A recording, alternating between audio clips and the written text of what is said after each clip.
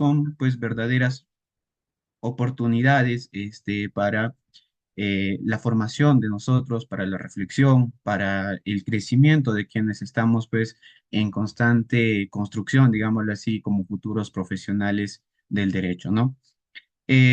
Saludo con mucho aprecio a todos los estudiantes que esta noche nos acompañan, los docentes, demás profesionales y todos los asistentes en general, puesto que su presencia definitivamente demuestra el interés y el compromiso que existe por seguir fortaleciendo el análisis jurídico, especialmente en temas como el que hoy nos atañe, ¿no? Que podemos decirlo incluso que es un tema sensible, pero sobre todo importante por el tema y el contexto coyuntural que atañe al país, ¿no? Nos referimos precisamente a los delitos contra la administración pública que nos interpelan no solo desde lo académico, sino que deberían, en todo caso, interpelarnos desde la responsabilidad como ciudadanos y sobre todo como peruanos, ¿no?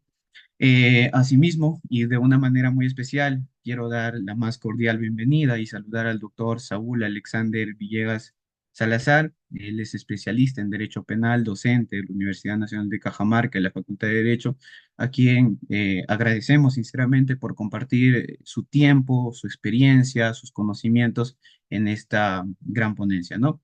Para nosotros es un verdadero honor contar con su participación en este espacio académico. Como representante de CICICO, Círculo de Investigación de Derecho Constitucional, y en representación de nuestra facultad en general, quiero pues resaltar también la importancia de seguir generando estos vínculos interinstitucionales, en este caso con la Universidad Nacional de Trujillo, puesto que consideramos que este tipo de actividades fortalece no solo el aprendizaje teórico, sino que también el pensamiento crítico, el debate jurídico, la vocación académica que debe caracterizarnos precisamente como comunidad universitaria, todos y cada uno de nosotros, ¿no? En un contexto, pues definitivamente en donde el derecho, el ámbito jurídico exige cada vez mayor preparación ética, mayor compromiso, social sobre todo, estos espacios académicos como el que está promoviendo la ex pública de Arbitri se vuelven indispensables, digámoslo así. Nos permiten escuchar, nos permiten cuestionar, nos permiten aprender y sobre todo comprender pues la relevancia práctica de los temas que quizás primeramente estudiamos en las aulas.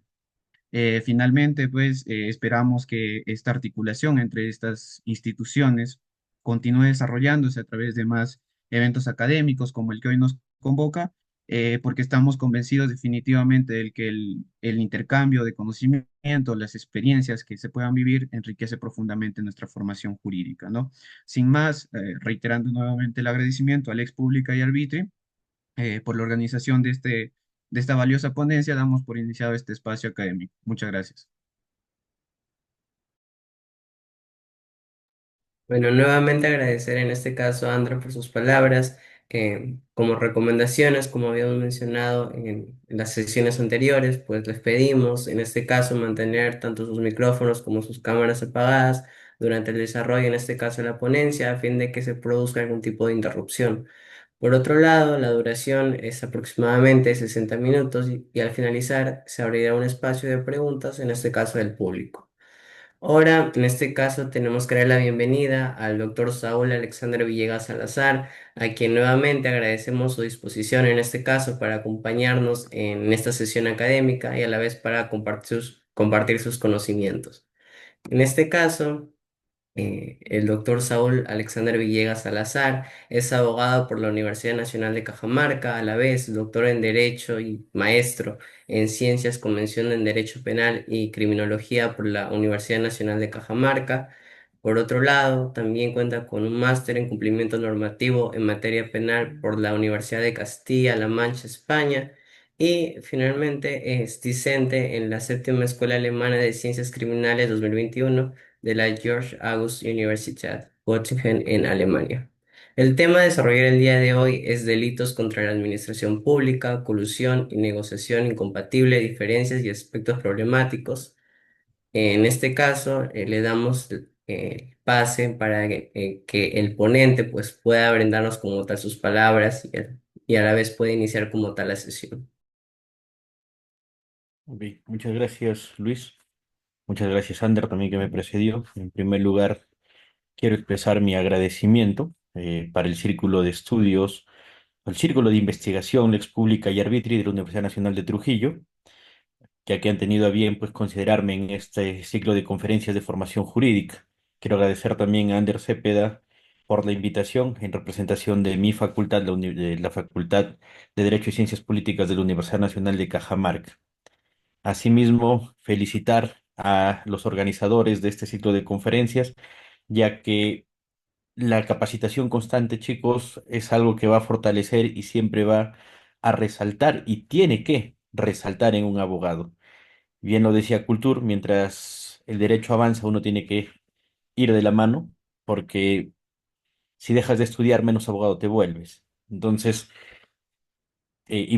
pidiéndole, chicos, que ante la duda de cualquiera uno de los temas que yo voy a tocar, simplemente puedan prender el micrófono y con gusto las voy a absolver, incluso durante el decurso de la sustentación.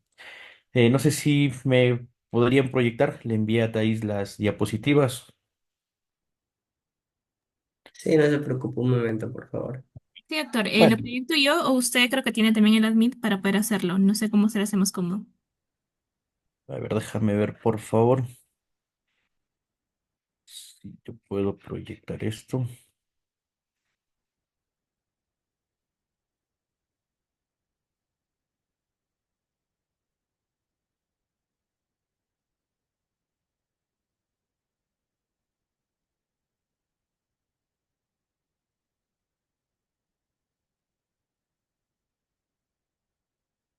¿Me confirman, por favor, si se puede, si se está compartiendo? Sí, doctor, sí se ve. Perfecto.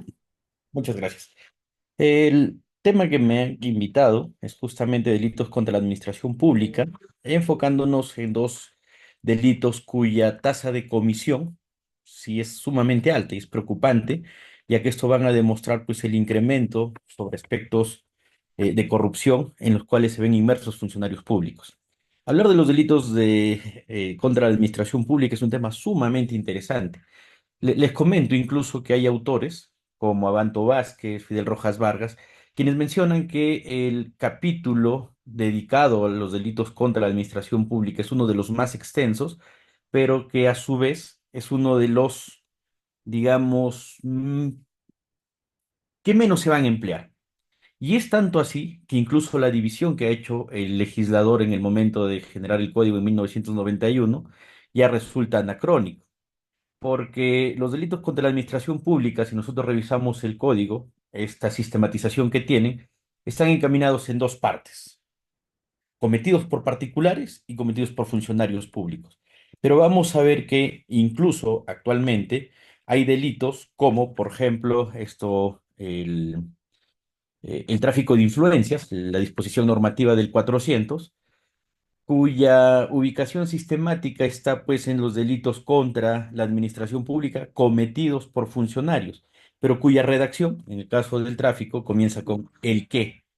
Entonces no es un funcionario, debería estar justamente, si seguimos esa sistematización que tiene el código, deberíamos encaminarlo a los delitos cometidos por particulares. Entonces, ¿dónde quiero aterrizar con estas ideas? Que a pesar de que tenemos un gran catálogo de delitos contra la administración pública, la sistematización que se tiene en el código ya es anacrónica. Ya se debería generar una reforma y ventilar únicamente temas de aquellos delitos, ¿correcto? Que efectivamente aterricen en la búsqueda del bien jurídico. Pero hablar, por ejemplo, del bien jurídico, administración pública, nos lleva a preguntarnos qué entendemos por administración pública, ojo, como bien jurídico. ¿Por qué? Porque cuando yo estudiaba en la facultad y hablábamos, por ejemplo, desde el derecho administrativo, recuerdo que el docente a cargo del curso mencionaba y decía que la administración pública tiene que ver justamente con el poder ejecutivo y las dependencias que de él emanan, pero hay organismos que sin pertenecer al Poder Ejecutivo también ejercen actos de función pública. Entonces, voy a comenzar esta ponencia tomándome unos minutos para desarrollar dos temas bastante importantes, que son el bien jurídico de administración pública, ¿sí? Y también quiénes son funcionarios públicos a ojos del derecho penal, para aterrizar ya en lo que es la colusión y la negociación incompatible. Entonces, si nosotros vemos, cuando hablamos de función pública o delitos contra la administración pública, nos lleva a preguntarnos primero qué es la administración pública. Porque a partir de qué es la administración pública, también yo voy a ver y voy a precisar el concepto de qué es un funcionario público. Por eso es que en pantalla ustedes pueden ver y te dice, en la interpretación de los delitos contra la administración pública, tradicionalmente se creía conveniente definir primero en qué consiste esta para luego precisar qué es el funcionario público. Y esto de acá es importante, porque cuando nos preguntan, delitos contra la administración pública, ya, pero ¿qué es la administración pública? Entonces, a partir de ahí, vamos a ver que la evolución de lo que es la administración pública se han generado hasta tres sentidos que tratan de explicar qué es la administración pública. Cuando nosotros hablamos de un sentido restringido, extrapenal, y como les decía, esta está más abocada desde el punto del derecho administrativo como tal, nos dice que es un conjunto de dependencias subordinadas al poder ejecutivo, porque es el poder administrador. Pero justamente no todas las dependencias que son parte del poder ejecutivo van a ejercer actos de administración dentro de la función pública. Entonces, este sentido restringido extrapenal no puede ser traído al derecho penal para entender qué es la administración pública.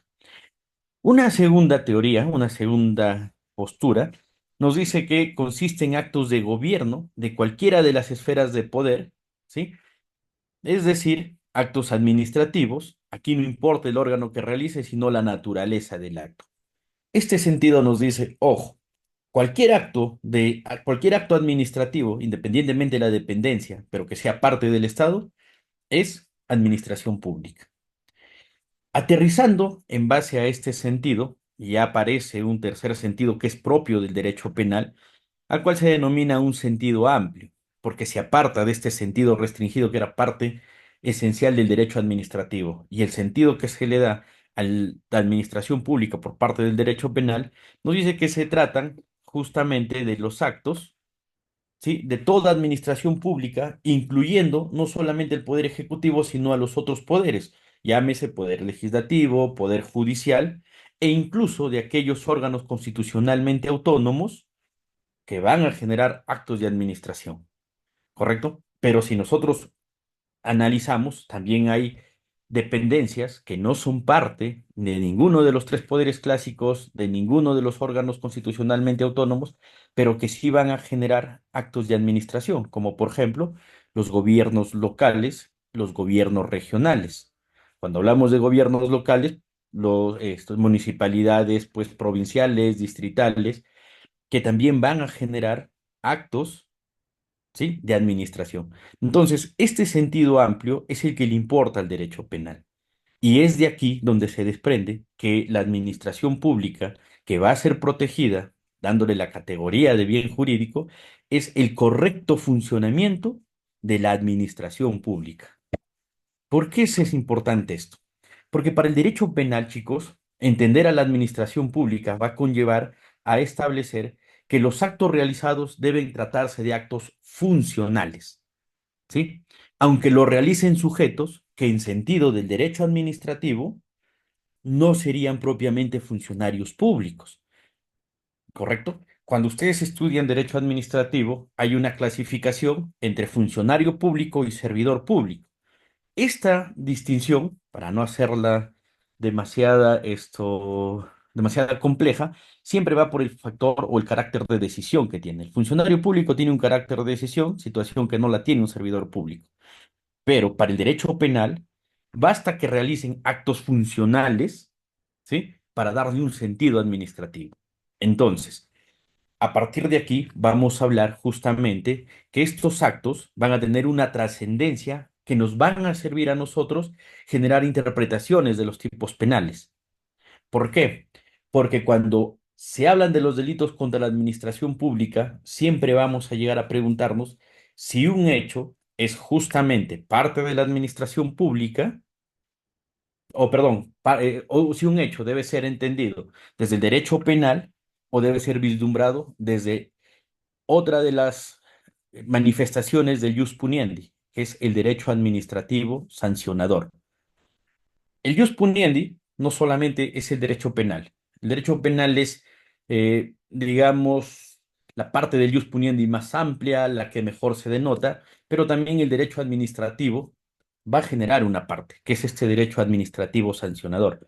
Entonces, cuando nosotros nos preguntamos, por ejemplo, esto, ¿quién es un funcionario público? A partir de la definición extensiva de el derecho, o perdón, desde el sentido extensivo, desde el sentido penal de lo que es la administración pública, también tenemos que preguntarnos, oye, ¿y quién es funcionario público?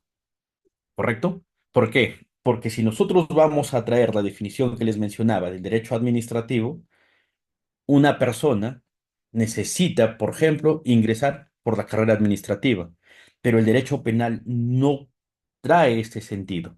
Si nosotros revisamos el artículo 425 del Código Penal, en el cual nos establece quiénes son funcionarios públicos a efectos penales, nos vamos a dar cuenta que incluso aquellas personas que no tienen un vínculo laboral, ¿sí? Y que únicamente tienen un vínculo civil, por ejemplo, esto, un contrato civil de locación de servicios que no genera un vínculo laboral propiamente dicho, sí podrían responder como funcionarios o servidores a efectos penales. Entonces, la esfera de hablar de quiénes son funcionarios o servidores públicos para el derecho penal se va a ampliar.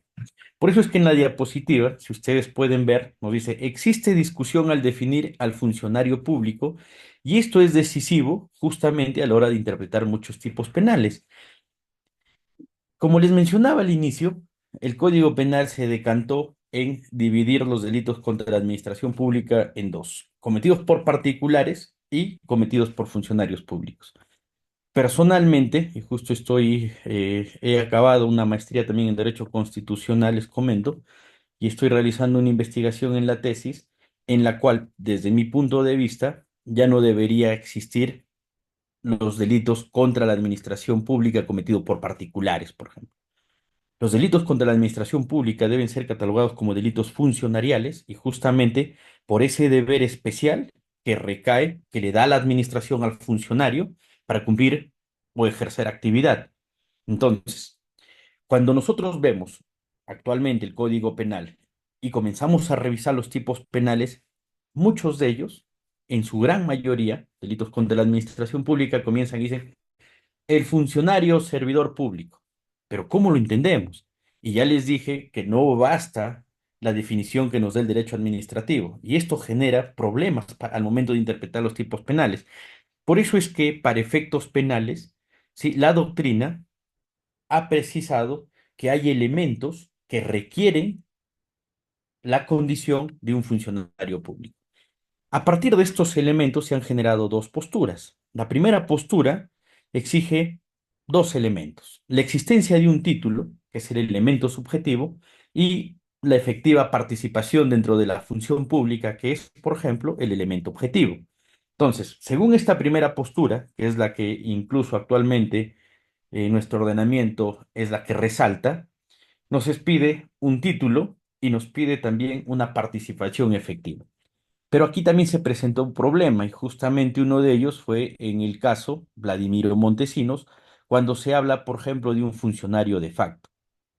Un funcionario de facto es aquella persona que sin tener el título sí tiene una efectiva participación dentro de la función pública. Y es ahí donde se ha generado una segunda postura que dice no, lo único que importa es el segundo elemento, es el elemento objetivo. Es la función o la participación efectiva dentro de la función pública. ¿Por qué? Porque esto va a generar la relación entre el sujeto y la administración pública. Entonces, ahí, por ejemplo, entraría lo que se denomina el funcionario de facto, que ya hay varios pronunciamientos justamente respecto a este punto, pero como les menciono, uno de los principales, uno de los novísimos fue el de Vladimiro Montesinos, y eso es porque lo condenan incluso por peculado. Si nosotros buscamos el título, ellos no tienen. Ahora, ¿qué pasa, por ejemplo, si este título también, digamos, nació nulo? Me explico. Supongamos que en una municipalidad, para el cargo de asesor legal, tienen un perfil en el puesto. Vamos al cuadro de asignación de personal, vamos justamente al manual de organizaciones y funciones, a su reglamento de organizaciones y funciones, y nos damos cuenta, por ejemplo, que esto para ese cargo de asesor de la municipalidad X, pues te piden que sea una persona colegiada, habilitada, un abogado habilitado, que tenga 5 años de experiencia en gestión pública, que tenga maestría en gestión pública, ¿correcto? Pero cuando nosotros nos damos cuenta, quien esté en el cargo es una persona que a las justas tiene colegiatura de hace 3 meses, es decir, no cumple. Entonces, esa designación, ¿será válida o será una designación nula? ¿Y qué sucede si justamente ese funcionario a quien se lo designó sin cumplir los requisitos ha generado actos efectivos en la función pública, pero luego agarra y se dan cuenta y dicen, voy a declarar la nulidad de la resolución que lo designa como funcionario, como asesor legal? Si nosotros hablamos de nulidad, quiere decir que el acto ha nacido muerto, que nunca va a generar efectos. Entonces alguien podría decir, como ese título, ¿sí? Como ese título fue nulo, entonces ya no cumpliríamos con el primer elemento, que es el elemento subjetivo de existencia del título, y por lo tanto no es funcionario, pero él ya tuvo una efectiva participación. Por eso es que esta segunda postura está entrando con bastante fuerza. Pero como les menciono, nuestra la legislación se ha decantado por la postura mayoritaria, que es aquella que exige los dos elementos: el elemento subjetivo, es decir, un título, y el elemento objetivo, es decir, la efectiva participación. Entonces, esto nos va a servir, chicos, para que nosotros podamos entender el artículo 425. Si ustedes revisan el artículo 425, no solamente es aquellas personas que tienen un vínculo laboral propiamente dicho, sino que, como les mencioné, basta una relación contractual, hasta por una locación de servicios, para que genere función pública. Otro de los grandes problemas de este 425 es que si ustedes revisan, en el último numeral se genera un número apertus, porque expresamente menciona y te dice que es funcionario, servidor público, aquellos señalados por la Constitución y la ley. Es demasiado abierto y eso va a generar problemas al momento de la interpretación. Entonces, ya vemos que un funcionario o servidor público, un funcionario para los efectos penales, requiere de una efectiva participación. Y ahora, ¿cuál es el bien jurídico de administración pública? ¿Cómo debemos entender la administración pública? Si nosotros revisamos antecedentes, vamos a ver que a la administración pública se lo designaba o se lo consideraba como bien jurídico aquella entendida como las cualidades, el prestigio, la dignidad de la administración pública. Pero esto, lo explica el doctor Abanto Vázquez, genera un problema. ¿Por qué genera un problema decir que el bien jurídico es el prestigio, la dignidad, la buena reputación de la administración pública? Porque es un tema demasiado subjetivo. Alguien puede decir, oye, para mí esa municipalidad no tiene buena reputación, entonces no tiene un bien jurídico que proteger. Y este concepto tradicional que se tenía ha sido dejado de lado. Actualmente, y siguiendo ya un concepto más acorde a un Estado social y democrático de derecho como el nuestro, se entiende al bien jurídico tutelado, administración pública, como el normal funcionamiento de los órganos del Estado o el correcto funcionamiento de la administración pública propiamente dicha. Entonces, cuando nosotros hablamos del bien jurídico administración pública, debemos entender a este como el correcto funcionamiento de los órganos del Estado. ¿Sí?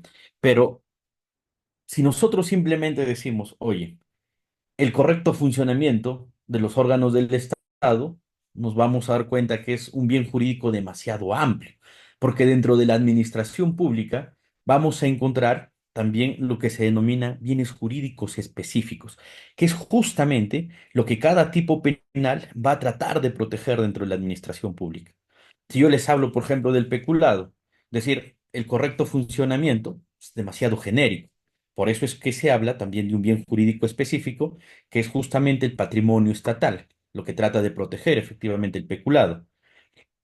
O como vamos a ver más adelante cuando hablamos de la negociación incompatible, no solamente es el correcto funcionamiento, sino también la imparcialidad y la probidad que deben tener los funcionarios públicos en el ejercicio de sus actividades. ¿Sí? Entonces, a esto de aquí a este bien jurídico extenso, que es el correcto funcionamiento de los órganos del Estado o el correcto funcionamiento de la administración pública, también se les va a generar, en base a los principios de lesividad y proporcionalidad, bienes jurídicos específicos, que es lo que van a tratar de proteger. Pero a partir de acá, de esta distinción que hemos visto entre funcionarios y la administración pública, también va a generar cierto problema, que es lo que les mencionaba hace momentos, que era que hay conductas que pueden verse desde la óptica del derecho penal, pero que también pueden verse desde el derecho administrativo. Y la pregunta es, oye, ¿cuándo tengo que recurrir al derecho penal y cuándo tengo que recurrir al derecho administrativo? Entonces, para hablar de estos ámbitos, vamos a ver la relación entre el funcionario y la administración, ¿sí? Cuando esta relación funcionario y administración queda dentro de la esfera de la administración pública, es decir, referido a la organización misma de la administración, hablamos de lo que se denomina ámbito interno. Hay una afectación a los deberes del cargo, sí, pero no se escapa dentro de la organización propia de la administración. Entonces, a esto de aquí se le va a generar una relevancia únicamente disciplinaria, es decir, va a tener facultades el derecho administrativo sancionador, por ejemplo. Pero cuando ya nosotros hablamos del ámbito externo, es decir, donde el funcionario entra en relación con los ciudadanos y hay una afectación que ya escapa a la propia organización, sino que ya hay una afectación a los administrados, hablamos de un ámbito externo. Y este ámbito externo es lo que va a justificar, en base al principio de lesividad, por ejemplo, la injerencia del derecho penal. Entonces, este ámbito externo, cuando la conducta escapa y va al ámbito externo, ya hablamos de una relevancia penal, ¿sí? Entonces, solamente se va a circunscribir la relevancia penal al ámbito externo. Y eso nos va a permitir a nosotros darnos cuenta de cuándo una conducta debería quedarse en un plano administrativo, sancionador, y cuándo ya hay relevancia penal. Entonces, para ir aterrizando las ideas, ya las tendencias modernas, como les mencionaba, va a tratar de agrupar ahora sí los tipos penales. Eso es lo que incluso recomienda, por ejemplo, el doctor Abando Vázquez y también el doctor Fidel Rojas Vargas, entre otros, que debe generarse una nueva sistematicidad en el Código Penal respecto a los delitos contra la administración pública. Pero básicamente debería tener sistematicidad enfocándonos a cuál es el bien jurídico específico que se pretende proteger, ¿correcto? Entonces, tenemos un bien jurídico genérico, administración pública entendida como el correcto funcionamiento de los órganos del Estado, pero también tenemos justamente el bien jurídico específico, que es lo que va a generar la protección por cada uno de los tipos penales. Creo que en la tercer párrafo, si me sigue, nos dice, aunque el bien jurídico tutelado, tal como se ha identificado antes, es el mismo para todo el grupo de delitos contra la administración pública como bien jurídico genérico, correcto funcionamiento, hay que distinguir en concreto para cada tipo penal cuál es el objeto del bien jurídico directamente atacado. ¿Por qué es importante, chicos, esto? Porque les comento, cuando nosotros, por ejemplo, hablamos y decimos, oye, en el peculado, ¿sí? Un funcionario, Saúl Villegas, docente de la Universidad Nacional, agarra, va y ve, por ejemplo, que la caja de la tesorera de la facultad está abierta y sustrae el dinero. Alguien podría decir, oye, funcionario público, se está afectando el patrimonio, ¿sí? Peculado. Y ahí tenemos que justamente recurrir y decir, no. ¿Por qué? Porque los tipos penales, sobre todo los delitos contra la administración, también van a buscar una relación entre el bien jurídico que se protege en específico, el funcionario, y este puente que se llama relación funcionarial.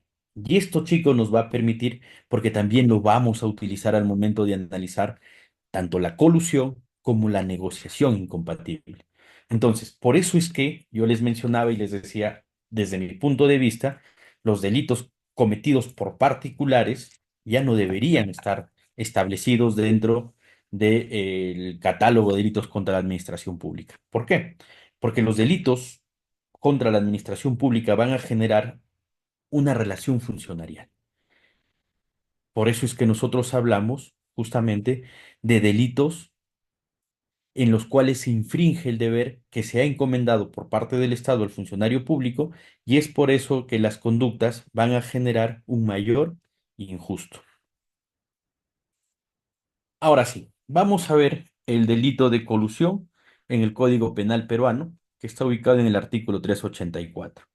Si alguien tiene un código a la mano, le pediría, y si no, por favor, denme un minuto para ubicarlo. Si alguien tiene su código penal, chicos, por favor, me podría apoyar. Y si no, ahora lo busco, no hay problema.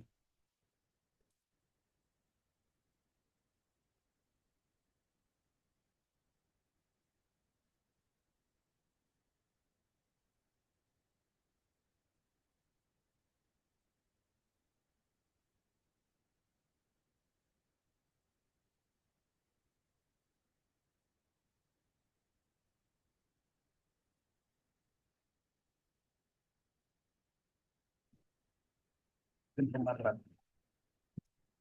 Este tipo penal de colusión, ¿sí?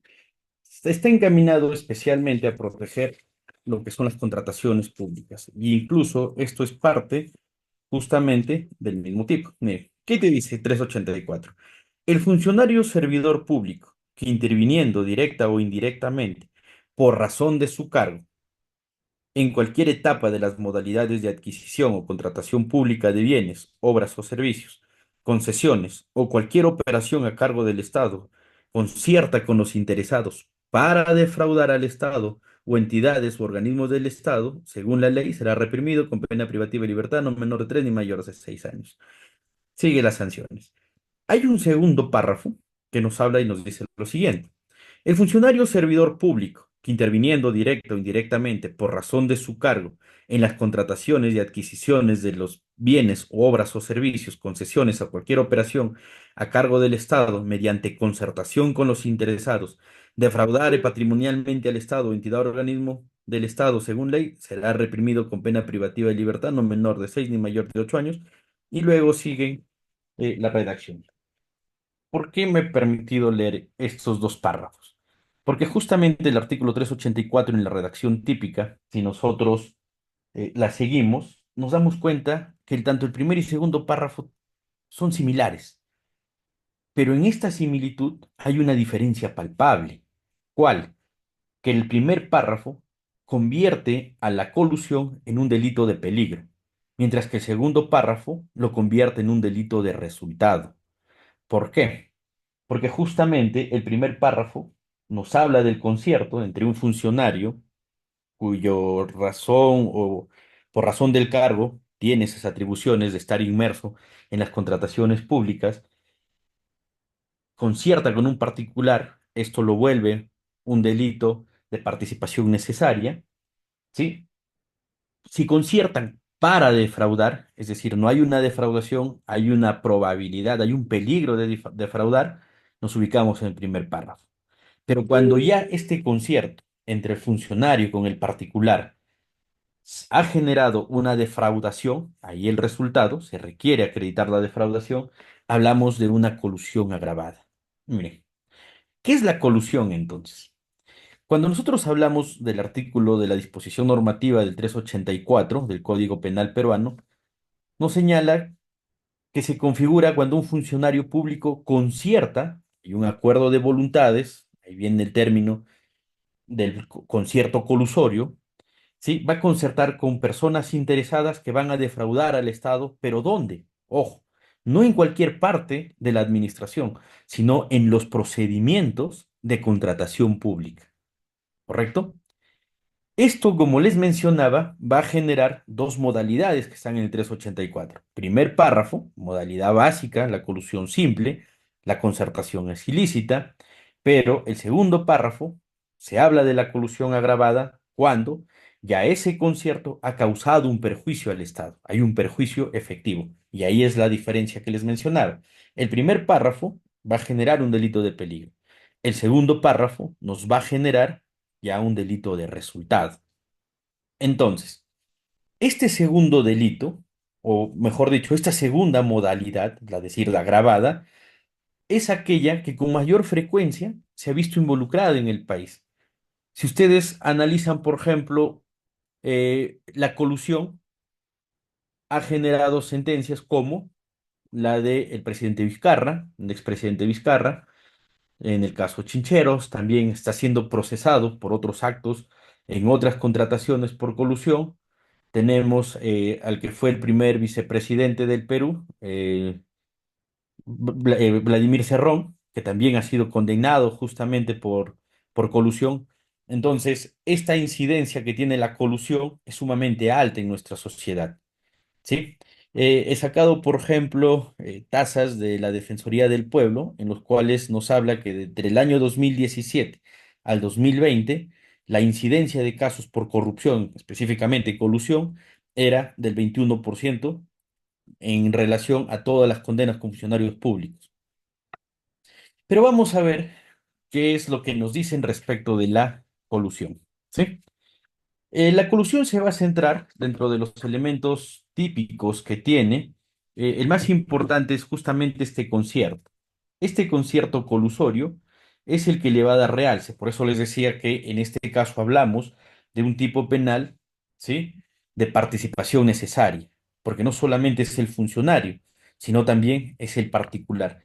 Y es más, antes de avanzar, esto generó ciertos problemas, porque en este caso el Código Penal nos habla, inicia la redacción del tipo penal señalando que el sujeto activo es el funcionario servidor público, pero también nos habla que concierta con un tercero.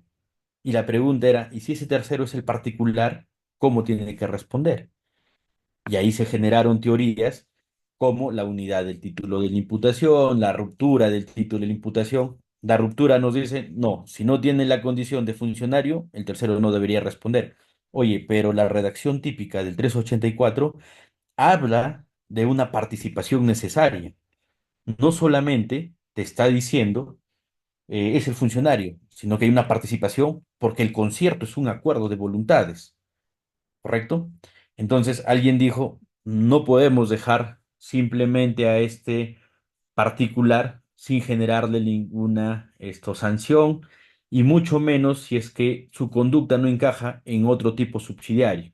Y aparece la teoría de la unidad del título de imputación, que dice, si bien es cierto, es el funcionario el sujeto activo, a ese que participa, ¿correcto? Que no tiene la cualidad de funcionario, pero sí tiene participación directa, lo vamos a llamar cómplice, que también genera un problema porque si hablamos del punto de vista de la teoría y participación, de la autoría y participación, cómplice simplemente genera actos de apoyo, pero acá hay una distribución de roles, hay un concierto, un acuerdo, debería ser propiamente un coautor, pero como no tiene la calidad de funcionario, hablamos de un extraneus. Entonces, por eso es que si ustedes revisan las sentencias al particular, por lo general lo condenan como cómplice primario, pero propiamente dicho ser un cómplice. Ya luego se ha generado una teoría que es la teoría de la infracción del deber, que es más actual, pero que también va a generar ciertos problemas porque al particular no se le da ese deber especial o que se le encomiende el deber por parte de la administración. Entonces, para seguir avanzando. Para avanzar, ya hemos visto que la colusión, tanto en la figura simple como en la figura agravada, ¿sí? Nos habla justamente del concierto de voluntades.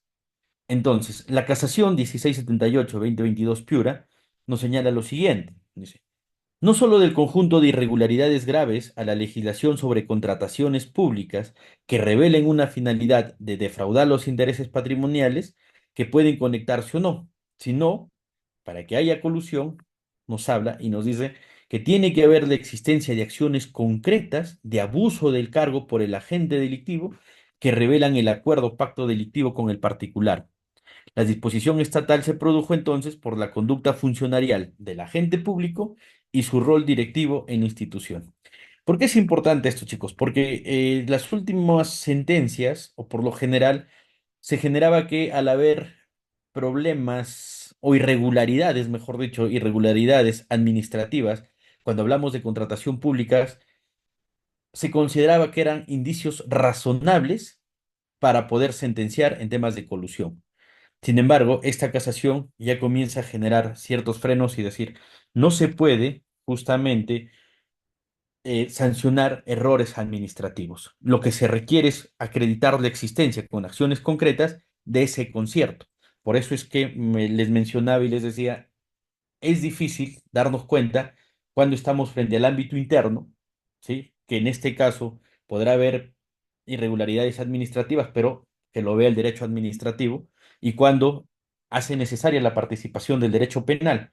Entonces, para hablar justamente de la colusión, se requiere que este acuerdo, este concierto de voluntades entre el funcionario público y el particular, esté orientado necesariamente a generar el acto defraudatorio. ¿Sí? Si se conciertan para defraudar, primer párrafo. Si ya a través del concierto se ha generado una afectación patrimonial, se ha defraudado al Estado, hablamos de una colusión agravada. Miren, otra de las casaciones importantes respecto a la colusión, en este caso agravada, la encontramos en el sexto fundamento de la casación 1678-2022 Piura. En esta casación, lo que se nos habla es lo siguiente. Nos dicen, primero, defraudar a través de la concertación con el particular, generando con ello un efectivo perjuicio patrimonial al erario público. Entonces, ¿qué es lo que se trata de proteger? No solamente es la probidad, la imparcialidad en las contrataciones públicas que se da dentro del Estado, sino que el segundo párrafo, ¿sí? La colusión agravada, también va a tratar de proteger el patrimonio público. ¿Por qué? Porque cuando ya hay una afectación al erario estatal, ya la conducta se va a agravar. Por eso es que en el primer párrafo, cuando era un peligro, ¿sí? El concierto para defraudar, la pena era de 3 a 6, si no me equivoco. Pero cuando ya se ha generado la defraudación, la pena es de 6 a 10. ¿Qué más nos dice?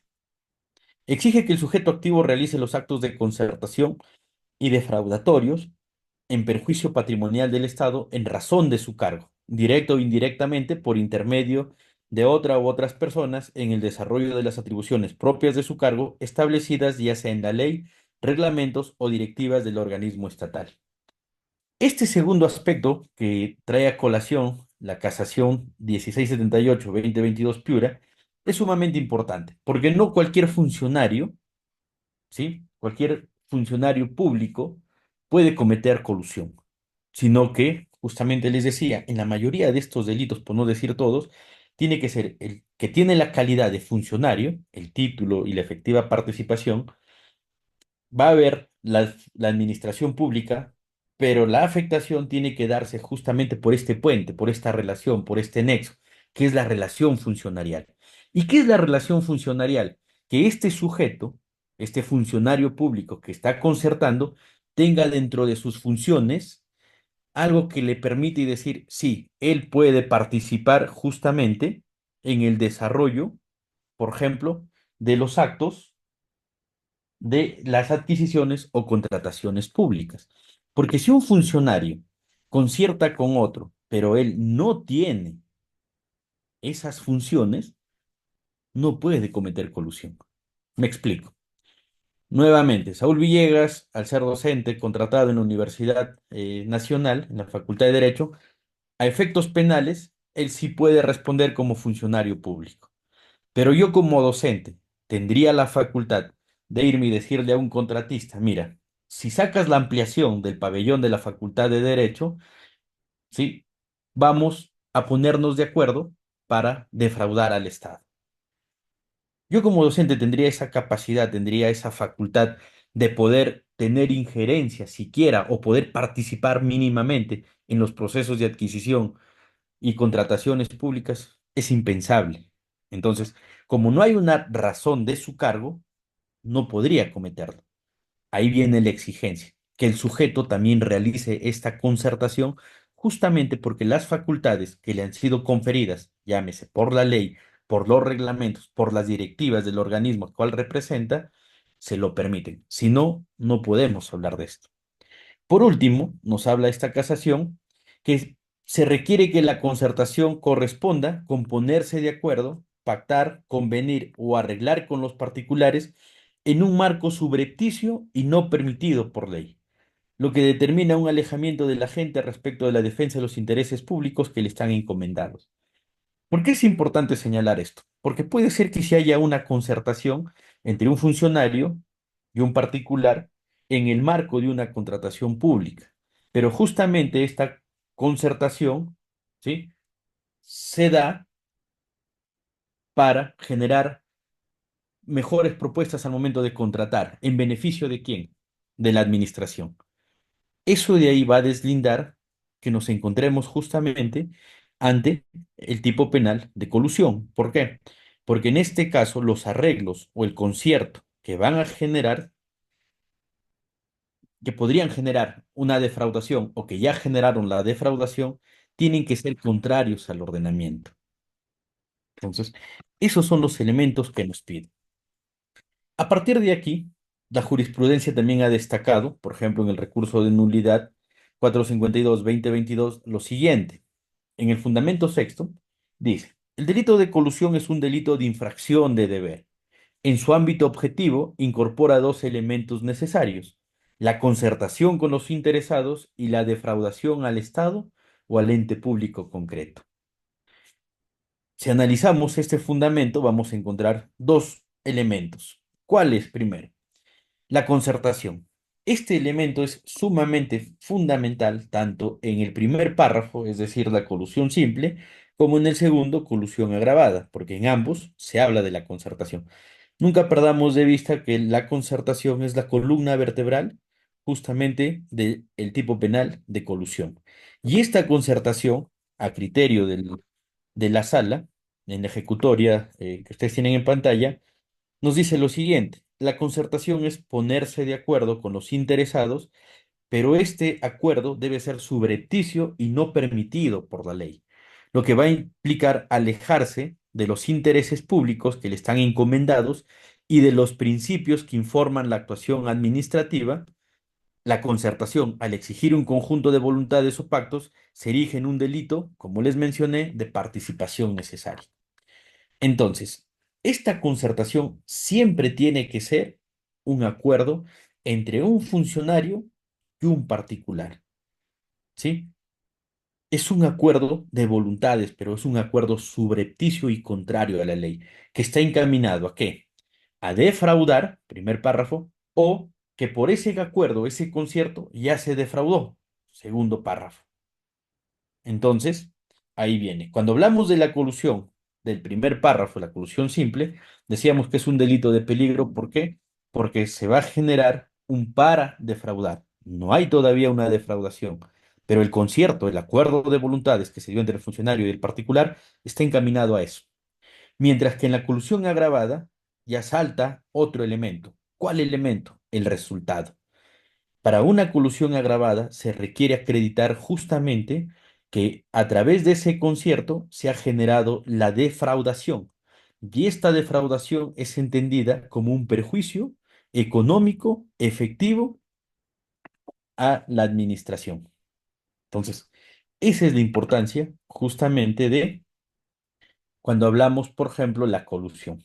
Miren, el Tribunal Constitucional también en sentencias, por ejemplo, la que tienen en pantalla, la 4554-2023, o en una última que fue justamente el caso Vladimir Cerrón, nos hablaba lo siguiente, y ahí salta una pregunta.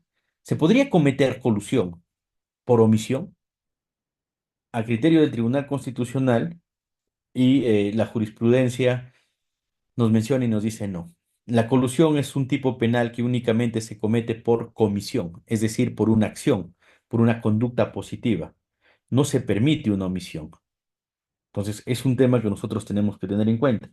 Les comento, alguna vez el año pasado tuve la oportunidad de coincidir con el doctor Fidel Rojas Vargas en un evento que organizó el Poder Judicial aquí en Cajamarca y hablábamos justamente del delito de colusión. Y el doctor mencionaba y decía que él considera que sí se podría dar una colusión por omisión. Y más o menos manifestaba lo siguiente, dice, es el funcionario, ¿correcto? que omitiendo sus funciones permite que este particular defraude. Pero el problema es que un concierto, es criterio mío, opinión mía, un concierto tiene que ser una manifestación expresa, en el decir que ambos se ponen de acuerdo. ¿Para qué? Para defraudar. Entonces, yo creo que los pronunciamientos, por ejemplo, del Tribunal Constitucional son correctos. El delito de colusión no se podría cometer por omisión. Siempre va a ser por una conducta activa, es decir, por comisión. ¿Qué más nos dice esta sentencia? Nos dice, para el delito de colusión se requiere, aun siendo clandestino, y este es uno de los principales problemas, porque va a ser bien difícil tener una prueba directa, pues, que nos permita a nosotros acreditar que el funcionario con el particular, con el interesado, se pusieron de acuerdo. Disculpen la expresión, pero hay que ser demasiado inocentes como para dejarnos grabar, por ejemplo. Por eso es que en los casos de colusión, la prueba indiciaria es un instrumento sumamente importante. Pero ¿qué nos dice? Ojo.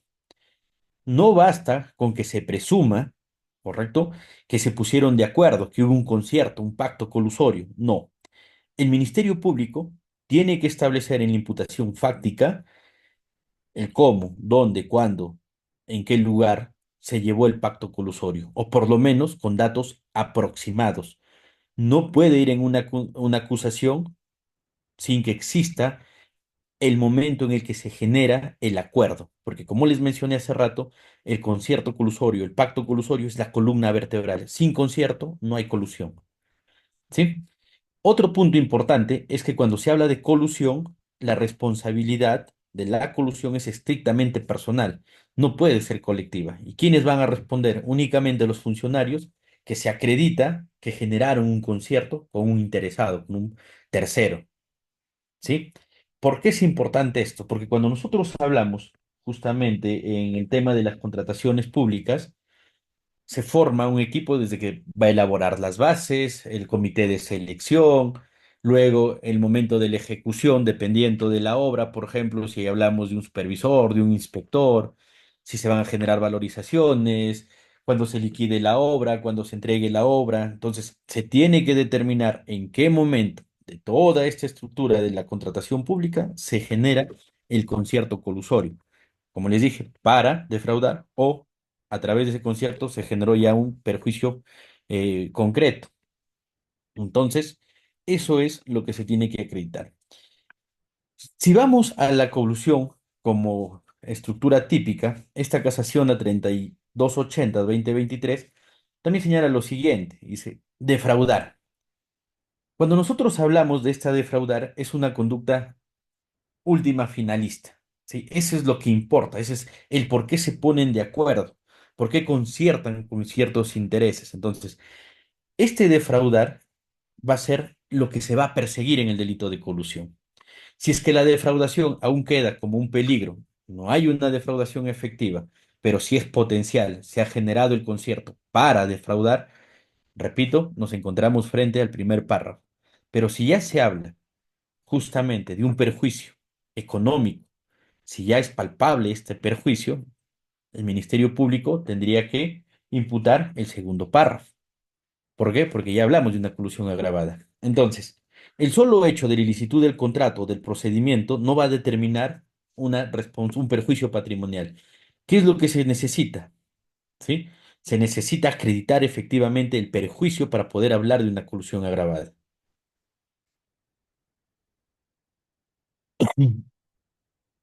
Por ejemplo, en el fundamento sexto también de esta casación se señala lo siguiente, mire, dice, no se puede sostener que con la suscripción del contrato, elemento objetivo, se acepta la posibilidad de perjuicio y se cumplen los elementos completos, objetivos y subjetivos del indicado delito. El elemento subjetivo requiere acreditar el propósito de defraudar a la administración pública, de suerte que si éste no consta probado, la conducta no resultará punible. Entonces, primero, cuando ya hablamos del elemento subjetivo, este tipo penal de colusión, tanto en el primer como segundo párrafo, simple o agravado, es un delito netamente doloso. ¿Y de dónde se desprende el dolo? El dolo se va a desprender justamente de este propósito de defraudar. Cuando nosotros hemos estudiado teoría del delito y nos abocamos a la tipicidad, siempre nos han enseñado y nos dicen Tipo objetivo, todos los elementos. Tipo subjetivo, el dolo, la culpa, en este caso el dolo. Pero cuando nosotros escuchamos, por ejemplo, las ponencias del doctor Roxy, nos dicen lo siguiente, ustedes pueden buscarlo si desean. Dice, el dolo no está en la cabeza del sujeto activo, el dolo está en la cabeza del juez. Y alguien puede decir, oye, pero eso no fue lo que me explicaron. ¿Por qué dice Roxy que el dolo está en la cabeza del juez? Por lo siguiente, porque es a través de la actividad probatoria en un proceso que el juez va a desprender, ¿sí? ¿Cuál fue o no fue la finalidad? Por ejemplo, yo agarro un arma y le apunto a la cabeza, no sé, a Anderson. Le apunto a la cabeza y le doy en la oreja, porque tuve mala puntería, ¿sí? Pero alguien puede decir, yo podría decirle, ¿sabes qué? Yo nunca quise matarlo, yo lo que quería era generarle lesiones. El juez que va a decir, oye, pero si tú quisiste generarle lesiones, le hubieses apuntado a las piernas, al brazo, no le vas a apuntar a la cabeza, porque la cabeza ya me indica a mí que lo que tú buscabas era matarle. Lo mismo, ese mismo razonamiento va a funcionar en esta clase de delitos. Por eso es que el juez va a buscar, ¿sí? Si el propósito del concierto que tuvieron era destinado o no a defraudar. Cuando se hable que justamente este propósito del concierto, cuya finalidad era defraudar, vamos a gritar que ahí está el dolo, ¿sí? Pero para no darle más vueltas, la conducta, perdón, el elemento subjetivo que requiere la colusión es un tipo netamente doloso. En el caso del segundo párrafo, no solamente se requiere el dolo, sino que para el momento consumativo se requiere acreditar el perjuicio patrimonial. ¿Sí? Miren, ¿qué dice esta casación 340-2019 Apurímac? Dice lo siguiente. El perjuicio patrimonial puede producirse por otro delito o por una infracción administrativa grave y no necesariamente por la concertación, que es la esencia del delito de colusión y lo que justificaría en este caso la provocación de un perjuicio patrimonial estatal, teniendo en cuenta que no es posible la concertación mediante una omisión, por lo que al no acreditarse el dolo en los encausados, no se ha materializado el delito de colusión. ¿Por qué he puesto este fundamento de este recurso de casación? Porque es sumamente importante. Ojo, un perjuicio económico, ¿sí? En una contratación pública puede darse incluso por problemas en las valorizaciones, por ejemplo, problemas administrativos. Pero el hecho de que haya un perjuicio económico, per se, lo vuelve ya un delito de colusión, no. Este perjuicio patrimonial tiene que haber sido provocado, ¿sí? Por la concertación. Si el perjuicio no se dio previa concertación, no podemos hablar de colusión. Simplemente diríamos, pues, puede haber un problema administrativo y búsquese a los responsables.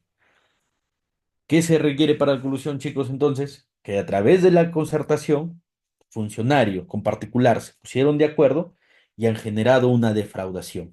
Cuando se logra acreditar esto, hablamos justamente de la colusión.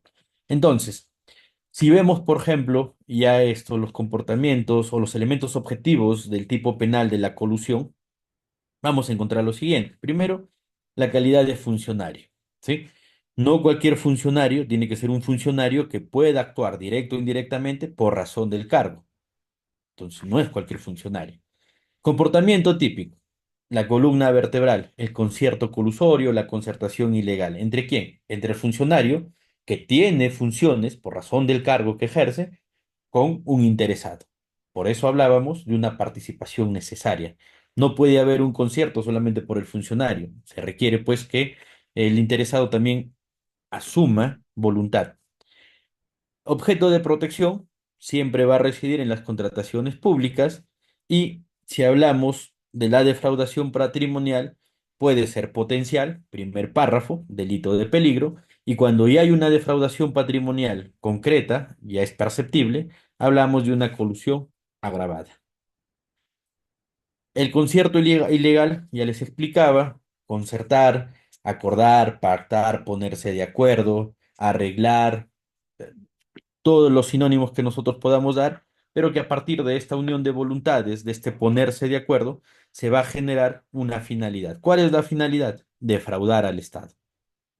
Y esta defraudación tiene que darse en el marco de una contratación pública. ¿Sí? Les mencionaba, el elemento subjetivo de este tipo penal es un tipo netamente doloso, pero cuando ya hablamos del segundo párrafo, ya no solamente es el dolo de defraudar, ¿sí? Sino que ya hay una defraudación efectiva. Si ustedes ven la colusión simple con la colusión agravada, pues la primera tiene de 3 a 6 años y la segunda, la agravada, tiene de 6 a 15 años. ¿Por qué la diferencia? Vamos al principio de proporcionalidad, porque en una hay un peligro potencial de defraudar, en la otra ya hay un resultado concreto que ya se defraudó al Estado. Por eso es justamente la diferencia. Ahora vamos a hablar de la negociación incompatible, porque ya veo que me gana la hora. Miren, cuando hablamos de la negociación incompatible, la encontramos esta en el artículo 399. Mucho se dice o se piensa que el 399 podría darse como una fase de desarrollo en ejecución para llegar a una colusión, o sea, una fase de tentativa. Pero Fidel Rojas Vargas dice que no es así. La negociación incompatible, en la descripción típica del 399, que ahorita vamos a ver, tiene elementos propios que la hacen disímil a la colusión. Pero les comento, muchas veces, y eso alguna vez lo van a ver a los que lleven procesos penales, delitos contra la administración pública, se inician investigaciones por colusión. Pero como no se puede acreditar, porque es sumamente complejo tratar de acreditar el concierto colusorio, lo que hacen es cambiar la figura y mandar a negociación incompatible. ¿Qué nos dice el tipo penal? Nos dice, el funcionario servidor público que indebidamente, en forma directa o indirecta, o por acto simulado, se interese en provecho propio o de tercero, por cualquier contrato u operación en el que interviene por razón de su cargo, será reprimido con pena privativa de libertad no menor de 4 ni mayor de 6 años, inhabilitación y multa. ¿Sí? Entonces, ¿cuál es el bien jurídico? Siempre el derecho penal, la función principal es proteger bienes jurídicos. En este caso, ya al inicio hablábamos y decíamos dos.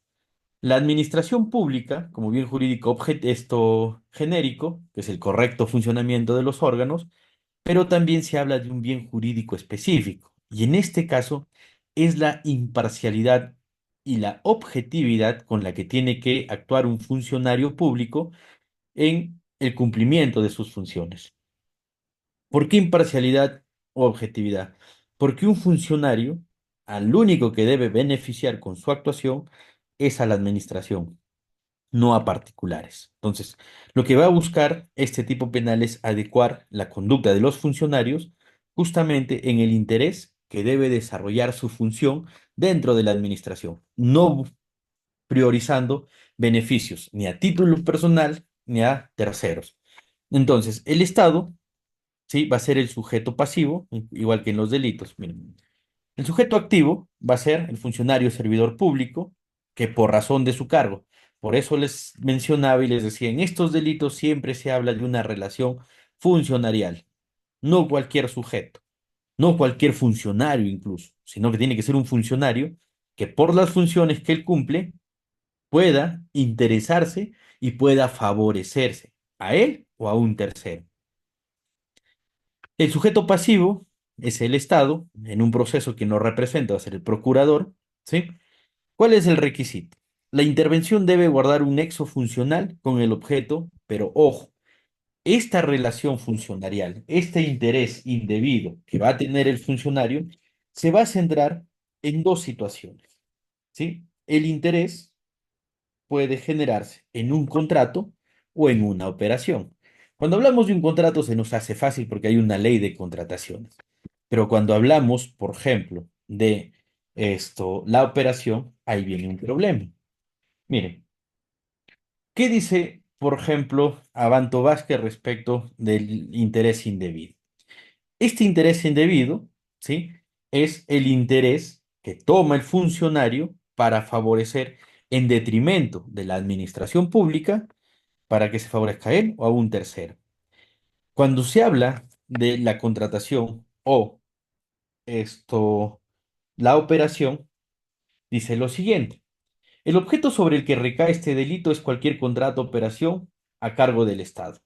Es importante tener en cuenta que se hablará de contrato cuando el Estado, a través de sus funcionarios, intervenga como parte contractual frente a un tercero alrededor de un negocio jurídico. Entonces, vamos al tema de la contratación pública como tal, ¿sí? Una licitación, las diferentes modalidades de contrataciones públicas que encontremos, pero el problema, y eso les digo porque justamente he visto varios casos aquí en Cajamarca, que te dicen operación. ¿Y qué es una operación? Y el Ministerio Público dice que una operación son actos propios de la administración, pero aquí hay un problema. Y cuando nosotros hablamos y decimos que son actos de la administración, vamos a generar un sentido sumamente amplio. Abanto Vázquez y el doctor Fidel Rojas Vargas mencionan que una operación va a ser entendida como aquel acto unilateral por parte del Estado, pero que tiene que tener un carácter patrimonial, ¿sí? Y este carácter patrimonial o esta actuación con carácter patrimonial la va a realizar la administración frente a quién? A los administrados. Por eso es que, a pesar de que no nos dice y simplemente dice operación, Abanto Vázquez, y voy a citar de manera textual, dice lo siguiente. El tipo penal excluye cualquier acto de administración pública, es decir, este delito solamente abarca aquellos actos enmarcados dentro de un proceso de contratación en sentido civil o de una operación de carácter económica en la que, a diferencia del contrato, la administración actúa unilateralmente a título singular en las operaciones. ¿Como cuáles? Una subasta, una expropiación, una incautación, comicios, licitaciones. Si es que una actividad o un acto de administración no encuentra un sentido patrimonial, un sentido económico, no es una operación para los fines del artículo 399. Entonces, para resumir, cuando se habla de la conducta, la tipicidad objetiva nos dice acto de interés indebido. Interesarse debidamente en la negociación, es decir, se interviene, pero con el propósito no de favorecer a la administración, sino de favorecer a quién, a terceros, cuando la función que se le encomienda al funcionario público es generar intereses, pero para la administración. Por eso es que hay una incompatibilidad con las funciones asignadas. Este funcionario se va a aprovechar del cargo. ¿Cuándo hay un aprovechamiento del cargo? Cuando la conducta ha sido establecida, o las facultades, mejor dichas, de la función han sido establecidas por ley, por reglamentos o normativa interna de la unidad administrativa, y a partir de esto, él se aprovecha de estas funciones. El tipo penal del 399 no exige un daño económico, simplemente nos habla de que hay una actuación interesada de manera indebida, que va a favorecer a terceros o al funcionario mismo, pero siempre va a generar un detrimento. ¿A quién? A la administración. Por eso es que, si ustedes revisan la última línea, te dice que la tipicidad exige conducta de interés indebido, que este interés indebido pueda darse por el vínculo funcional que tiene el funcionario con el Estado, y las funciones se generen en base a un aprovechamiento del cargo. Como tipicidad subjetiva, este tipo penal es un tipo netamente doloso, ¿correcto? Y la finalidad va a ser generar esto, ya sea de manera indirecta o indirecta, un aprovechamiento para el mismo funcionario o para un tercero, pero este aprovechamiento siempre es en detrimento a la función pública. ¿Cuáles son las consecuencias? Si nosotros revisamos las consecuencias jurídicas por la negociación incompatible, la pena es de 4 a 6 años, pena privativa de libertad.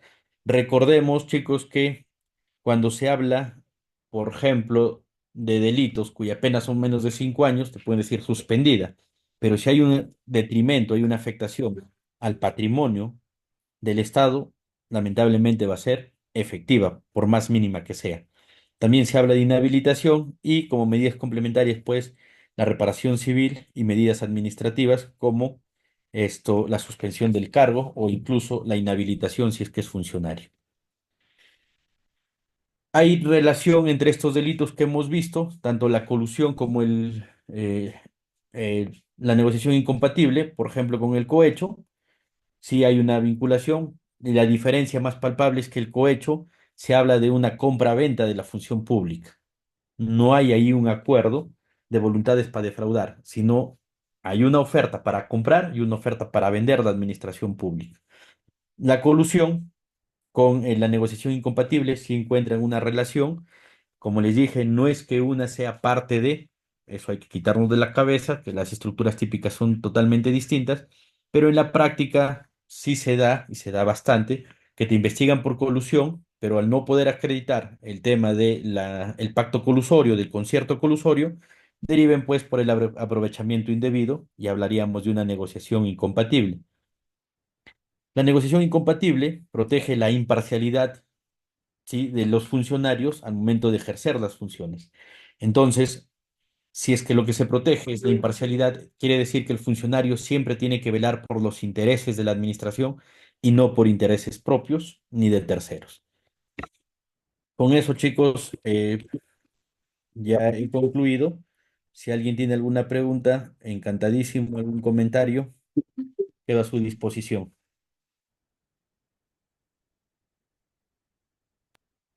Bueno, nuevamente agradecerle en este caso por su ponencia, agradeciendo al doctor Saúl Villegas Salazar y claro está, por su valiosa exposición, en este caso sobre los delitos contra la administración pública, como él había mencionado, la colusión y la negociación incompatible, a la vez por haber establecido en este caso las diferencias y cuáles serían en este caso los principales aspectos problemáticos. Ha sido una ponencia pues de un gran aporte académico. Ahora, en el caso de que hayan preguntas, entonces se abre el espacio para que pues, estas puedan ser formuladas. Invitamos a los participantes, en este caso, a postular pues sus debidas consultas, las cuales en este caso sean de manera puntual, ya sea solicitando la palabra o también escribiéndolas por el chat.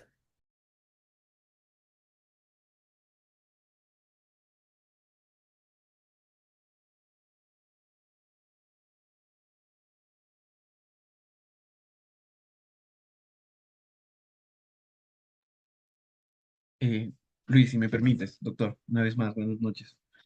Eh, Doctor, teniendo en cuenta precisamente la definición amplia, definición que se le daba, o bueno, que usted mencionaba al inicio de la exposición respecto de los funcionarios públicos, y mencionaba pues precisamente de que ya no serían solo aquellos pertenecientes al Poder Ejecutivo, sino que estaríamos hablando de los otros poderes, e incluso de otros entes como los organismos autónomos. Yo tengo duda, y bueno, esta es una apreciación que me gustaría consultarle respecto a si comenzamos por tener en cuenta que la Constitución reconoce el arbitraje como un tipo de jurisdicción, el mismo Tribunal Constitucional lo ha reconocido como una jurisdicción, teniendo en cuenta además el inciso 6 precisamente del artículo 425, que nos establece pues que serían funcionarios aquellos designados y elegidos por una autoridad competente.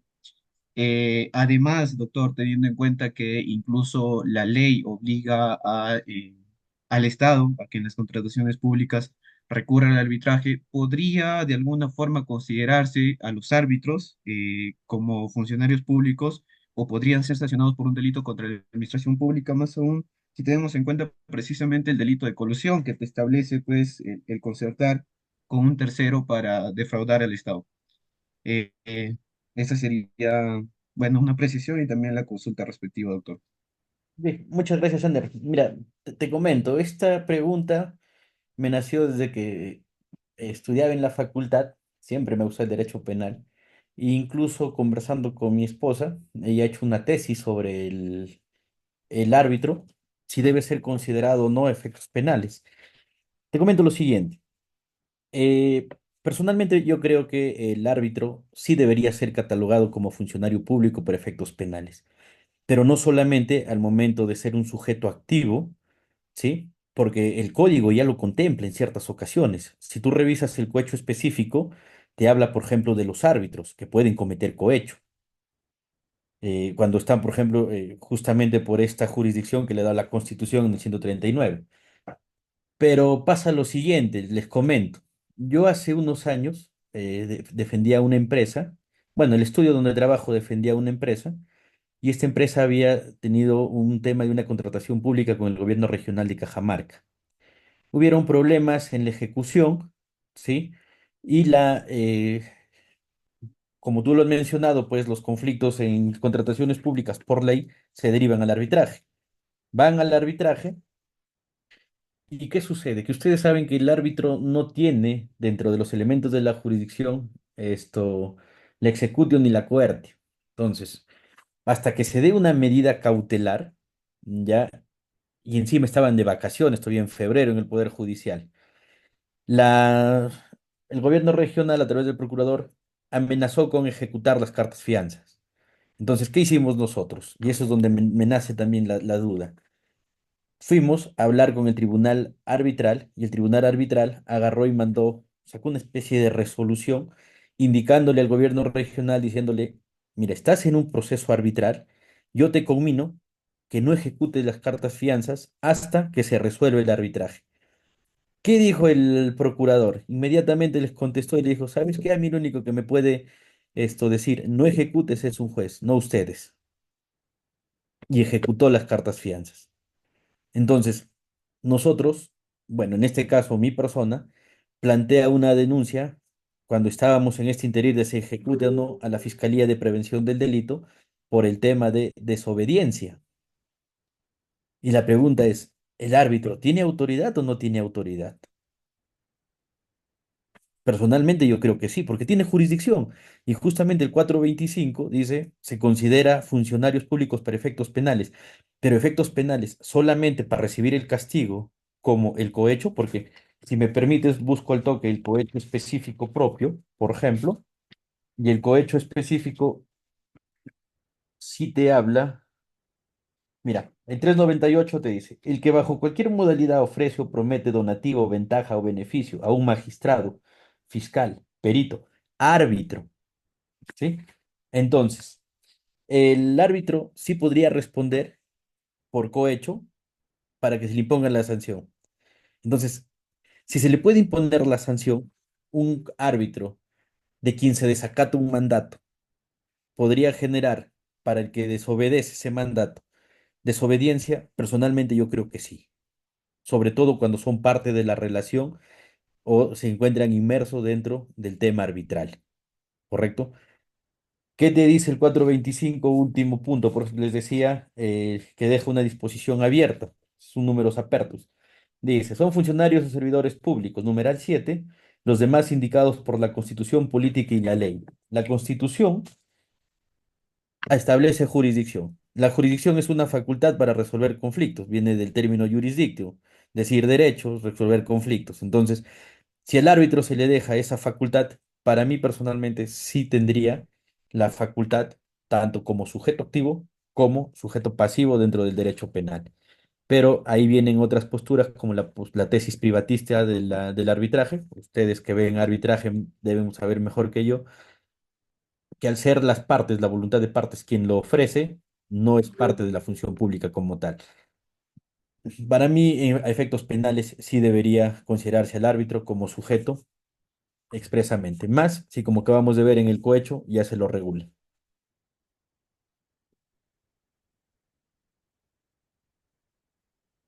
Muchas gracias, doctor. No, gracias a ti.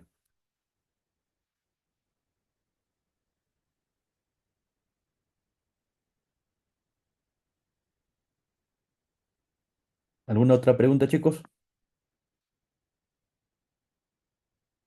Bueno, si no hay preguntas, esto nuevamente retirar mi agradecimiento al Circo de Investigación Lex Pública y Arbitri de la Universidad Nacional de Trujillo. Muchas gracias por la consideración. Si ustedes tienen a bien, cuenten conmigo para los eventos que les parezca. Como les digo, es sumamente importante para todo abogado, no solamente los abogados, sino aquellos que están próximos a ser abogados, la constante capacitación. Y el derecho es un mundo bastante amplio. Yo siempre veo colegas que dicen, no, veo derecho penal, pero para ver derecho penal tienes que manejar el resto de ramas. Si te hablan, por ejemplo, de no sé, un libramiento indebido. O sea, si no manejas la ley de títulos valores, vas a estar frito porque hay varias modalidades de cheques.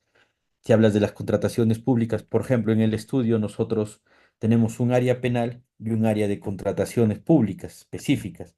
Y cuando nos hablamos de temas de corrupción como la colusión, necesariamente tenemos que apalancarnos de estas. Entonces, a dónde quiero llegar es que todas las capacitaciones que ustedes tengan son provechosas para que ustedes puedan decirse soy abogado.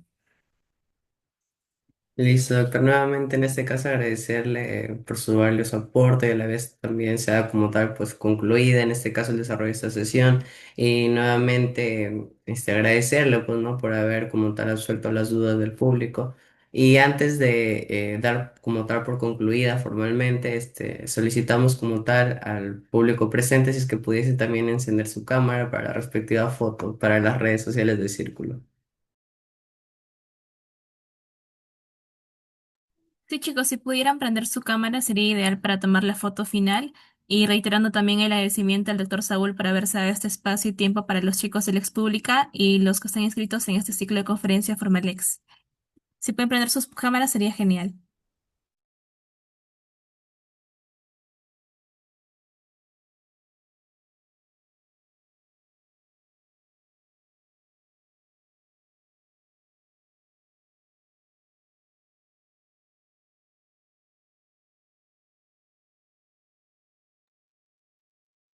Bien, creo que podríamos tomar la foto ya que, bueno, nadie más ha encendido. ¿Podemos tomar la foto, Luis?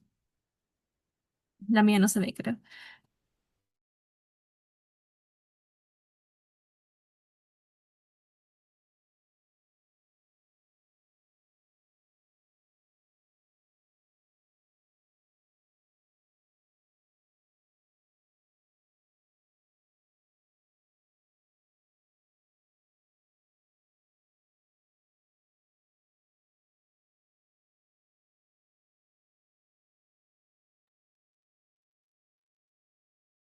Sí, ya lo tomé la respectiva foto. Entonces, eso sería todo como tal por la sesión del día de hoy. Muchas gracias nuevamente, doctor, de parte del Círculo, por haber, en este caso, brindándonos su valiosa exposición sobre este tema. Gracias a ustedes, chicos. Buenas noches. Un abrazo. Buenas noches, chicos. Gracias. Gracias, doctor.